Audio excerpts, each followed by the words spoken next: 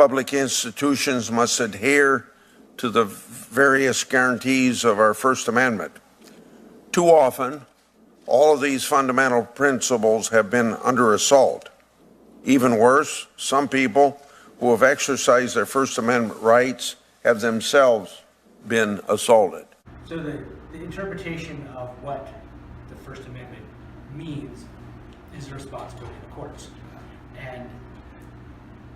But we all think we understand what those limitations are. People walking around the street. I'm an attorney. It doesn't mean I'm not a constitutional law attorney. So my opinion is not as well developed as others.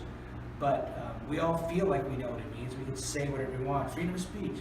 There are limitations, as you're talking about. And those limitations have changed, as interpreted by the court, have changed over time. So, an answer to the question, what does it mean to be American, seemed a challenging task at first, as the United States has many defining traits and is seen differently through the eyes of its people. After long thought-out thinking, I felt as though the First Amendment and its freedom of speech was most captivating and seemed quite interesting for a topic of our society. Before free speech, however, we need to take a step or two back and look at the United States when it was just 13 colonies under British rule. With no say in their own government, the colonies rebelled, leading to the Revolutionary War, and eventually the drafting of the Declaration of Independence and the Constitution. One of the first true stepping stones towards a more unified and self-governing system, they used their gained free speech to separate themselves from their tyrannical ties with the British monarchy. As it is written in the Declaration of Independence, we hold these truths to be self-evident, that all men are created equal, that they are endowed by their Creator with certain unalienable rights.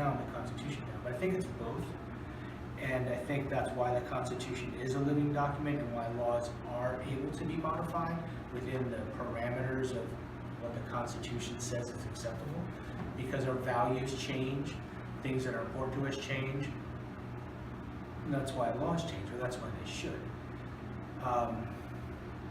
But so definitely the rules and the parameters that we set up for this society, which is the Constitution. The iconic court case Tinker v. Des Moines shows how free speech can effectively achieve a goal. Mary Beth Tinker and Christopher Eckhart had been planning on wearing armbands on December 16th in order to protest the war in Vietnam. By doing so, the duo were using their First Amendment right, freedom of speech and symbolic speech. Yet the school had caught wind of their intentions and decided to suspend students wearing the armband and refusing to remove it during the school day. When suspended, the two, through their parents, were able to sue the school district for infringing on their rights. However, at the district court, the two had lost their case, and the court had ruled that the school acted within reasonable bounds and it was reasonable to uphold school discipline.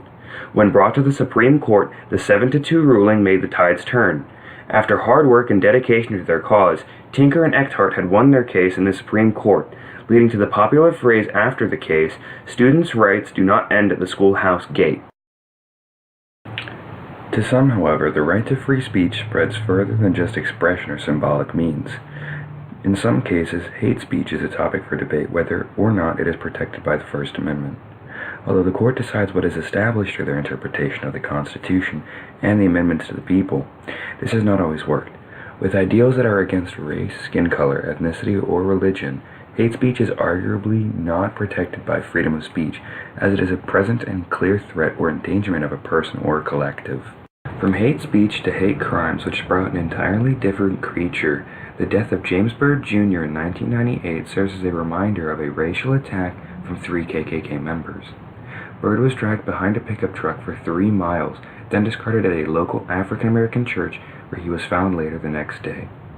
With such violent crimes such as the death of James Byrd Jr., the reasoning as to why some believe hate speech, which then leads to hate crimes, is protected by the First Amendment seems baffling to even try to comprehend.